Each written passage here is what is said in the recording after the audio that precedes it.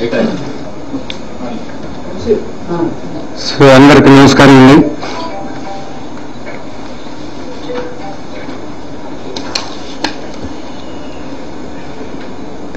ఈరోజు తెలుగుదేశం పార్టీ అధ్యక్షుడు చంద్రబాబు నాయుడు గారు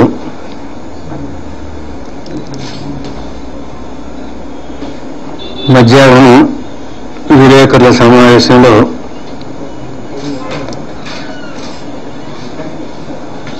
ఆయన ఏదో చాలా నైరాశ్యంలో ఉండి, నిరాశ నిస్పృహల్లో ఉండి ఇటీవల వైఎస్ఆర్ కాంగ్రెస్ పార్టీకి జగన్మోహన్ రెడ్డి గారికి వస్తున్నటువంటి ప్రజా ఆదరణ చూసి చాలా ఇబ్బందులకు లోనే మాట్లాడిన మాటలు చాలా ఆశ్చర్యకరంగా ఉన్నాయి. ఆయన ఎంతసేపటికి పిల్లి పాలు తాగుతూ తను ఎవరినూ చూడలేదు అని అనుకుంటుందని ఉంటే సామెతలాగా చంద్రబాబు నాయుడు గారు కాంగ్రెస్ పార్టీతో చేసుకుంటున్న ఒప్పందాలు కానీ, ఆ పార్టీతో కుమ్మక్కైన విధానాలు కానీ ఎవరూ చూడలేదులే అని అనుకొని భ్రమించి ఆయన ఎంతసేపటికి వైఎస్ఆర్ కాంగ్రెస్ పార్టీ కాంగ్రెస్ కుమ్మక్కైని ఒప్పందాలు చేసుకున్నాయి, భవిష్యత్తులో కూడా ఇటువంటి ఒప్పందాలే వీళ్ళకుంటాయని పదే పదే మాట్లాడుతున్నాడు. అంటే ఒక అవాస్తవాన్ని ఎంత ఎక్కువ సార్లు చెప్తే ప్రజల్ని అంత నమ్మించవచ్చనే భ్రమలో ఆయన ఉన్నాడు. కానీ ఆయన తీసుకుంటున్నటువంటి వాస్తవిక చర్యలు ప్రజలు గమనిస్తున్నారనే ఆలోచనలో ఆయన ఎక్కడ లేనే లేడు. ఆయన 175 నియోజకవర్గాలకు పరిమితమైన ఉద్యమం సమైక్య ఉద్యమం ఎట్లా అవుతుందని వైఎస్ఆర్ కాంగ్రెస్ పార్టీని ప్రశ్నిస్తా ఉన్నాడు. సమైక్య ఉద్యమం అంటేనే రాష్ట్రం సమైక్యంగా ఉండాలి అని అన్నప్పుడే ఉద్యమం అనేది 294 నియోజకవర్గాలకి సంబంధించినటువంటి ఉద్యమం తప్ప సమైక్యంగా ఉండాలి అని ఒక ప్రాంతంలో ఉద్యమం వచ్చింది. ప్రజల అభీష్టం మేరకు ఈ రాష్ట్ర శ్రేయస్సు, ఈ రాష్ట్ర భవిష్యత్తును దృష్టిలో పెట్టుకొని రాష్ట్రం సమైక్యంగా ఉండాలని అన్నంత మాత్రాన ఇదేదో కాంగ్రెస్తో కుమ్మక్కయ్యారు అని ఆయన చెప్పడం చాలా విడ్డూరంగా ఉంది. ఇవాళ కాంగ్రెస్ తీసుకున్న నిర్ణయం ఏంటి? రాష్ట్రాన్ని రెండుగా చేల్చాలని. కాంగ్రెస్ 294 నియోజకవర్గాలు ఉన్నటువంటి ఆంధ్రప్రదేశ్ కాదుగా కోరుకుంటుంది, 2 ప్రాంతాలుగా విడిపోవాలని. దానికి 2008లోనే మద్దతు ఇచ్చింది ఎవరు? చంద్రబాబు నాయుడు గారు.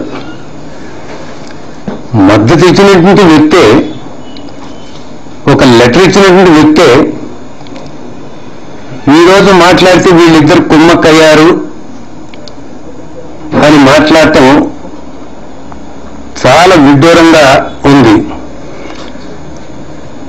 గతంలోనూ స్పష్టం చేశాం, వైఎస్ఆర్ కాంగ్రెస్ పార్టీ తరఫున మళ్ళా స్పష్టం చేస్తా ఉన్నాం. రాబోయేటటువంటి ఎన్నికలు 2014 ఎన్నికల్లో తదుపరి దేశంలో కాంగ్రెస్ పార్టీ వాసి కోల్పోతుంది. ఈనాడున్నటువంటి గుర్తింపు కూడా కనీసం కాంగ్రెస్ పార్టీకి ఉండదు. సోనియా గాంధీ అడ్రస్ లేకుండా ఈ దేశంలో పోతుంది. రాహుల్ గాంధీ కళ్ళ నిజమయ్యేటటువంటి ప్రసక్తి లేనే లేదు. వాళ్ళు పట్టుకొని ఊగులాడుతున్న చంద్రబాబు నాయుడు గారి పరిస్థితి ఏంటో కూడా దిక్కుదోచన పరిస్థితిలో ఉంది. ఇక్కడ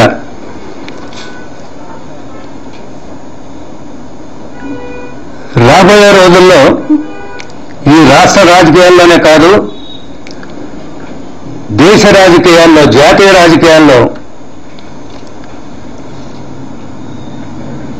వైఎస్ఆర్ కాంగ్రెస్ పార్టీ అధ్యక్షుడు జగన్మోహన్ రెడ్డి గారు కీలకమైన పాత్ర పోషిస్తారు. ఒకరికి మద్దతు ఇవ్వాల్సిన పరిస్థితుల్లో జగన్మోహన్ రెడ్డి గారు ఉండరు. దేశ రాజకీయాలు జగన్మోహన్ రెడ్డి గారు చుట్టూ తిరుగుతూ గుర్తుపెట్టుకుందని కూడా ఈ సందర్భంగా చెబుతా ఉన్నాం. జగన్మోహన్ రెడ్డి గారు వెళ్ళి యూపీఏకి మద్దతు ఇవ్వాలి అనేటువంటి ప్రశ్న ఉత్పన్నం కానే కాదు. మీరేదో ఈరోజు ఆ విధంగా చెప్తా పోతా ఉంటే రాబోయే ఎన్నికల్లో మీరేదో లబ్ధి పొందాలని ఆలోచిస్తున్నారు తప్ప రెండోది లేనే లేదని కూడా చెప్తా ఉన్నాం. ఎవరికి మద్దతు ఇస్తున్నారో, ఎవరితో కుమ్మక్కు అవుతున్నారో ఈ రోజు ఉదయం నేను ఎన్టీవీ వార్తా విశ్లేషణ చూశాను. ఆ వార్తా విశ్లేషణలో పాల్గొన్నటువంటి ఒక కాంగ్రెస్ ఎమ్మెల్యే కాపాడుతా ఉంది మా ప్రభుత్వాన్ని అని చెప్పాడు.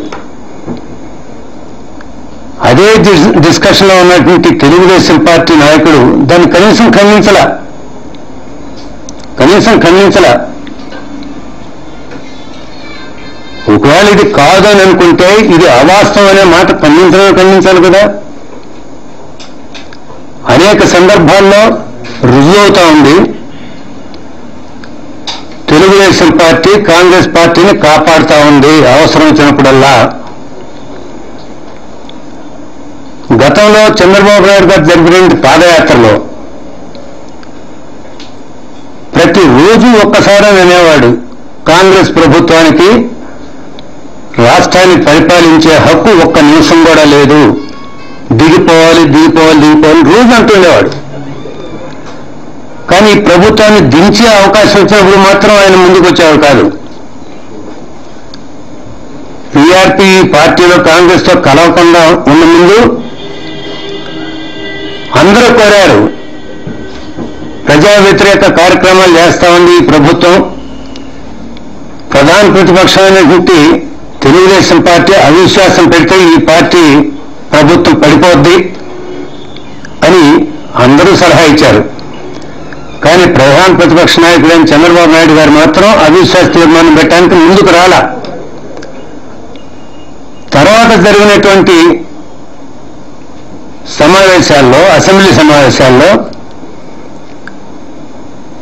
వైఎస్ఆర్ కాంగ్రెస్ పార్టీ అధ్యక్షురాలుగా విజయమ్మ గారు అవిశ్వాస తీర్మానం పెడితే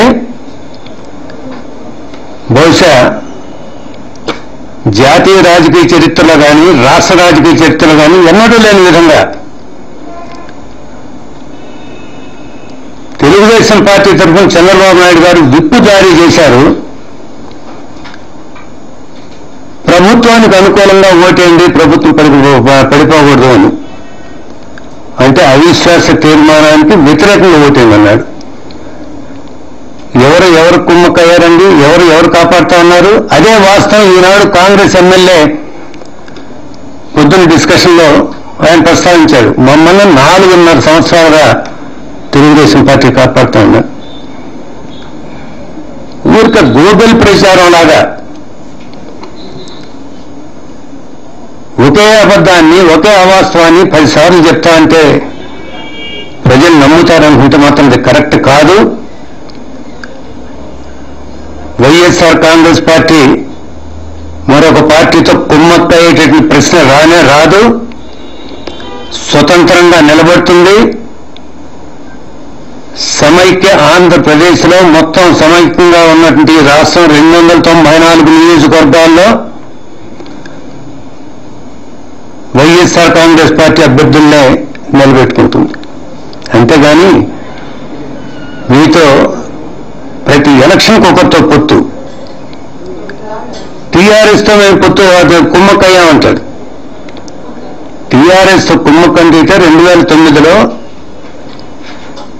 ఎన్టీఆర్ సిద్ధాంతానికి వ్యతిరేకంగా, ఎన్టీఆర్ సమైక్యాంధ్ర అనేది ఆయన ఫండమెంటల్ ప్రిన్సిపల్స్ లో ఒకటి. ఆ సిద్ధాంతానికి వ్యతిరేకంగా ఒక రాష్ట్రం ఏర్పడాలి, ప్రత్యేక తెలంగాణ కావాలనుకునే టీఆర్ఎస్తో కుమ్మక్కయ్యి మహాకూటమిని పెట్టారు. అక్కడ కూడా నీకు రిజల్ట్స్ రాలా, దానికి పాల్పడ్డా కూడా రిజల్ట్స్ రాలా. కాబట్టి ఈ విధంగా నువ్వు అవాస్తవాలని ఎందుకు మాట్లాడుతున్నావంటే ఈనాడు ఒక నైరాశ్యంలో ఉండిపోయాడు చంద్రబాబు నాయుడు గారు. తర్వాత సోనియా గాంధీ స్క్రిప్ట్ ని ఈ రెండు పార్టీలు అమలు చేస్తున్నాయి, కాంగ్రెస్ వైఎస్ఆర్ కాంగ్రెస్ అని ఆరోపణ. సోనియా గాంధీ స్క్రిప్ట్ ని ఎవరు అమలు చేస్తున్నారనేది ఈ నెల 3వ తారీఖున బొత్స సత్యనారాయణ గారు, మీ పార్టీ ఎంపీ సీఎం రమేష్ గారు 3 గంటల సేపు కూర్చొని సోనియా గాంధీ స్క్రిప్ట్ పంపించింది కాబట్టి బొత్స సత్యనారాయణ గారి ద్వారా రాష్ట్రం సమైక్యంగా ఉండాలని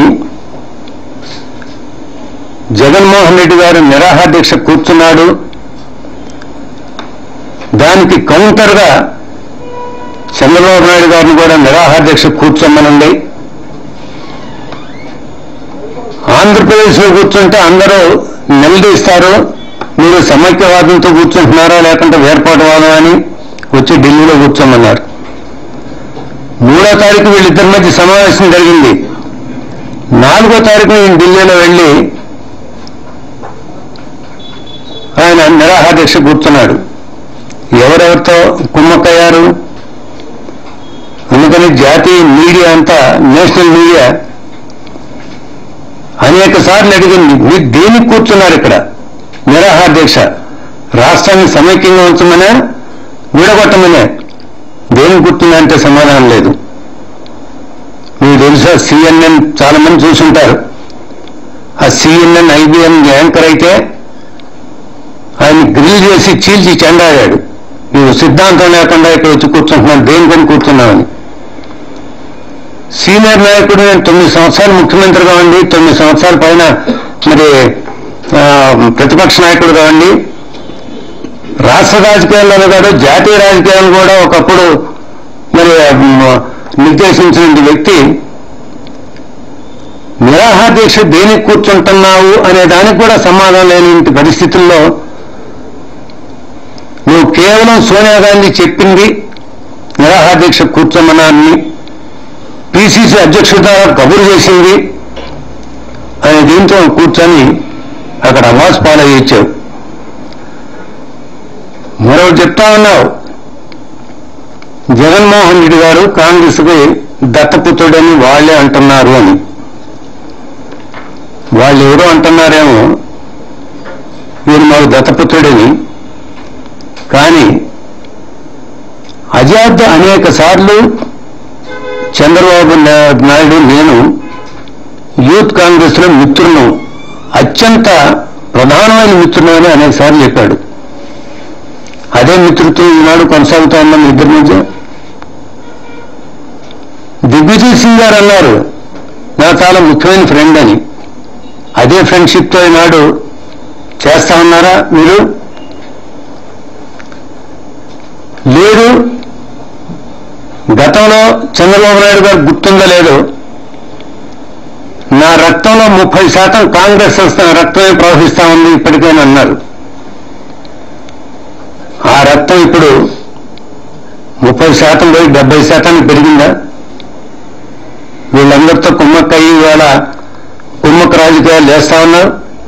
పంచాయతీ ఎన్నికల దగ్గర నుంచి పార్లమెంట్ ఎన్నికల వరకు, నెల్లూరులో ఎమ్మెల్సీ ఎన్నికల వరకు కాంగ్రెస్తో పొత్తు, కాంగ్రెస్ విజయానికి పాటుపడినటువంటి మీరు ఏ విధంగా మీరు పొత్తుల గురించి వీటి గురించి మాట్లాడతారని మీకు బీరుపైన బయటకు వచ్చిన జగన్మోహన్ రెడ్డికి ప్రభుత్వం రెడ్ కార్పెట్ వేస్తా ఉందని అన్నారు. నాకు చాలా ఆశ్చర్యంగా ఉంది. 16 నెలలు జైల్లో ఉన్నాడు జగన్మోహన్ రెడ్డి గారు. 7 సార్లు బెయిల్కి అప్లై చేశాడు. 6 సార్లు బెయిల్కి అప్లై చేసిన తర్వాత సుప్రీంకోర్టు స్పష్టమైన ఆదేశాలు ఇచ్చింది. 4 నెలల్లో సిబిఐ అన్ని ఛార్జ్ షీట్లు దాఖలు చేయాలి, అన్ని ఛార్జ్ షీట్లు దాఖలు చేసిన తర్వాత బెయిల్కి అప్లై చేసుకోమని స్పష్టంగా ఆనాడు ఇచ్చింది. సెప్టెంబర్ 9వ తారీఖుతో ఆ గడువు అయిపోయింది. ఆ 9వ తారీఖు కూడా ఇలా 13వ తారీఖు 14వ తారీఖు ఉన్నటువంటి 10 ఛార్జ్ షీట్లు వేస్తే దాని తర్వాత అప్లై చేసుకుంటే సుప్రీంకోర్టు బెయిల్ ఇచ్చింది. సుప్రీంకోర్టు ఆదేశాలతోటి సిబిఐ కోర్టు బెయిల్ ఇచ్చింది. బెయిల్ ఇస్తే ఆ బెయిల్ తప్పని అంటావు, బెయిల్ ఎట్లా ఇచ్చారంటావు? బెయిల్కి ఇవాళ కండిషన్స్ మీద బెయిల్ ఇచ్చింది. మా యనమల రామకృష్ణుడు గారు అయితే మా మిత్రుడు ఆయన రోజు అంటాడు, జైల్లో ఉన్నప్పుడు ఎన్నిసార్లు ములాఖతులైని, ఇది జైలు నిబంధనలకు వ్యతిరేకం, అవన్నీ లెక్కేసుకుంటున్నాడు. ఇప్పుడు కూడా ఎట్లా మీరు కండిషన్స్ ఎట్లా రిలీజ్ చేస్తారని అంటారు. ఎందుకు అంత భయపడుతున్నారో ఆ జగన్ ఫోబియా ఇవాళ పూర్తిగా ఆవరించింది తెలుగుదేశం పార్టీ మొత్తాన్ని, అట్లాగే చంద్రబాబు నాయుడు గారిని. జగన్ ఫోబియా ఇవాళ ఆవరించింది. జగన్ ప్రజల్లో పెరుగుతున్న ఆదరణ చూసి ఈనాడు తట్టుకోలేని పరిస్థితుల్లో ఉన్నారు.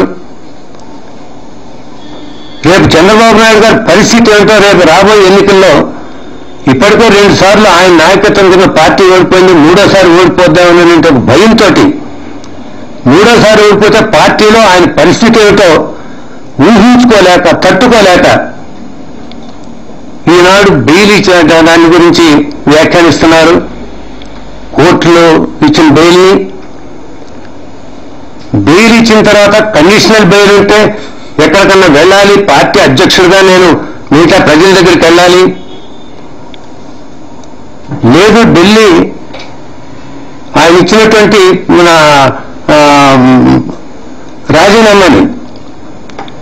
రాజీనామా ఆమోదింపు చేసుకోవాలంటే స్పీకర్ గారు ఢిల్లీ రమ్మని అడుగుతా ఉన్నారు, వెళ్ళాలి, నా మీద కండిషన్ తీసేయండి అని అప్లై చేసుకుంటే దాని గురించి రోజు ఆరాటపడతా ఉన్నారు.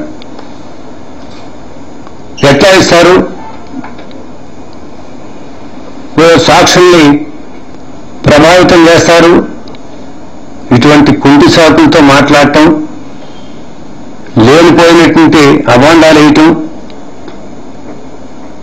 కోర్టుల్ని అవమానించే విధంగా మాట్లాడటం, కోర్టులు తీసుకున్న నిర్ణయాన్ని తప్పుపట్టే విధంగా మాట్లాడటం,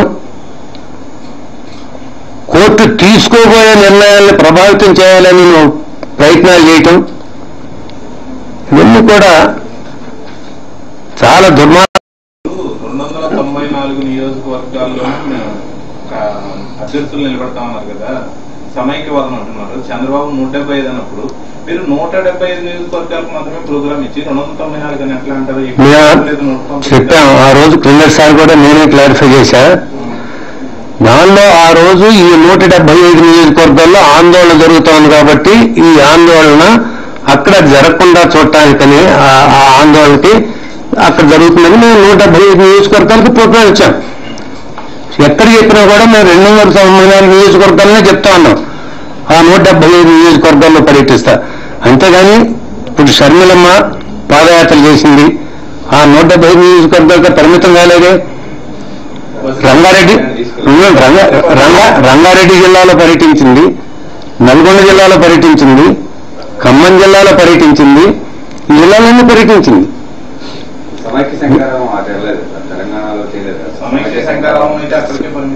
సమైక్య శంఖారావం అనేది కొద్దిగానే పరిమితంగానే చేసింది. అక్కడ ఉద్యమం అక్కడ ఉంది కాబట్టి ఉద్యమ పరిధిలోనే చేయటం జరిగింది. మేము అక్కడ ఉద్యమం చేసిన ఉద్యమ పరిధిలో మేము తిరిగినా కూడా చంద్రబాబు నాయుడు ఆత్మగౌరవ యాత్ర ఎక్కడ చేశారండి? ఆత్మగౌరవ యాత్రలో కనీసం సమైక్య రాష్ట్రాన్ని మాటని అన్నాడా? కాబట్టి ఉద్యమం అక్కడ జరుగుతూ ఉంది కాబట్టి ఆ ప్రాంతంలో తిరగటం జరిగింది తప్ప రెండోది లేదు. అనేక సార్లు జగన్మోహన్ రెడ్డి గారు చెప్పారు, మేము సమైక్యంగా రాష్ట్రం ఉంచమంటున్నామంటే సమైక్య శంఖరామన్న అంటే 3 ప్రాంతాలు ఆంధ్ర, రాయలసీమ, తెలంగాణ 3 ప్రాంతాల ప్రయోజనాలు దృష్టిలో పెట్టుకుని నేను మాట్లాడుతున్నానని ఆయన చెప్పడం జరిగింది. విభజన వల్ల తీవ్ర నష్టం జరుగుతుందని ఆయన ఇవాళ అంటాడు. విభజన వల్ల తీవ్రమైన నష్టం జరుగుతుంది. ఆయన ఒక్కో పాయింట్ నీటి వల్ల నష్టం జరుగుతుంది, ఉద్యోగాలు, పిల్లల చదువులు, ఇవన్నీ ఇవాళ చెప్తా అన్నాడు. ఈ పరిస్థితుల్లో అనేక సార్లు చాలా మంది ప్రజలు కోరారు, జేఏసీ గారిని, అట్లానే జగన్మోహన్ రెడ్డి గారు కూడా ఆఫర్ చేశారు. అందరం కలిసి జెండాలతో అవసరం వస్తే జెండాలు పెట్టుకుని ఒకే ఎజెండాతో సమైక్య ఆంధ్రప్రదేశ్ మనం ముందుకెళ్దాం, ప్రజలకు కాన్ఫిడెన్స్ ఇద్దాం, రాష్ట్రాన్ని సమైక్యంగా ఉంచుదాం, రాష్ట్ర భవిష్యత్తు, రాష్ట్ర అభివృద్ధి మనం చూద్దాం అని అనేక సార్లు చెప్పాడు. ఈ నష్టాలన్నీ ఉన్నాయని అందరూ చెప్పింది ఏంటి? 2008లో మీరు ఇచ్చినటువంటి లెటర్ని వెనక్కి తీసుకోండి, మీరు కూడా రాజీనామాలు చేయండి. మేము చేశాం, వైఎస్ఆర్ కాంగ్రెస్ పార్టీ పార్లమెంట్ సభ్యులు, శాసనసభ్యులు అందరం చేశాం, మీరు కూడా చేయండి, సమైక్యాంధ్ర కోసం మనం చేద్దామని అడిగాం. లేదు, ఇప్పటికి 2 సార్లు అసెంబ్లీని సమావేశపరిచి అసెంబ్లీలో ముందు ఒక తీర్మానం చేద్దాం, ఇది రాష్ట్రాన్ని సమైక్యంగా ఉంచమని ఆఫర్ చేశాం. అసెంబ్లీని సమావేశపరచమని డిమాండ్ తెలుగుదేశం దగ్గర నుంచి రాలేదే ఈ రోజు వరకు కూడా ఏదో మభ్యపెట్టి కాలం గడుపుకోవాలని చూస్తా ఉన్నాయా? కాబట్టి ప్రజల జీవితాలతో ఆడుకుంటా ఉంది అటు కాంగ్రెస్ పార్టీ, దానికి అన్ని విధాల మద్దతు ఇస్తా ఉంది తెలుగుదేశం పార్టీ. వైఎస్ఆర్ కాంగ్రెస్ పార్టీ మాత్రం స్పష్టంగా ఉంది, ఈ రాష్ట్రం సమైక్యంగా ఉండాలి, ఈ రాష్ట్రంలో విభజన వల్ల వచ్చేటువంటి ఇబ్బందులు రాకూడదు, అనేక రంగాల్లో ఇబ్బందులు రాబోతా ఉన్నాయి, వాటిని రాకుండా ఉండాలంటే ఈ రోజుకైనా చివరి దశలో అయినా ఇప్పటికి కూడా 1-2 స్టెప్స్ అయిపోయినాయి. సిడబ్ల్యూసీ తీర్మానం అయిపోయింది, కేబినెట్ ఆమోదం అయిపోయింది, కేబినెట్ నోట్ ఆమోదం అయింది, మేము ముందుకెళ్తా ఉంటున్నారు, షెడ్యూల్ ఇచ్చారు. ఇప్పటికైనా మించిపోయింది లేదు. ఈ పరిస్థితుల్లో అయినా ఆ లెటర్ని వెనక్కి తీసుకుంటా ఉన్నాం, మేము సమైక్యాంధ్రం కట్టుబడతా ఉన్నాము అని చిత్తశుద్ధి ఉంటే రాష్ట్రం మీద బయటికి రావాలని మేము డిమాండ్ చేస్తాం.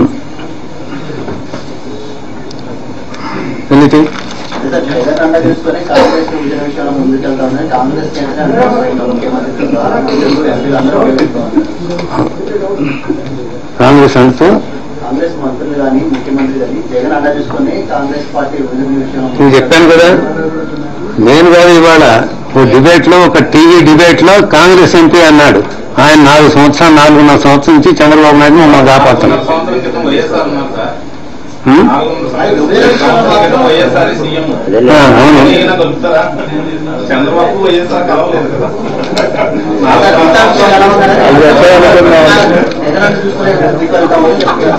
లేదని చెప్తున్నాను కదా, జగన్ అండ ఇవ్వటం అనేది, జగన్ మద్దతు ఇవ్వటం అనేది కాంగ్రెస్ కి ఉత్పన్నం కాలేదు, కాదు కూడా.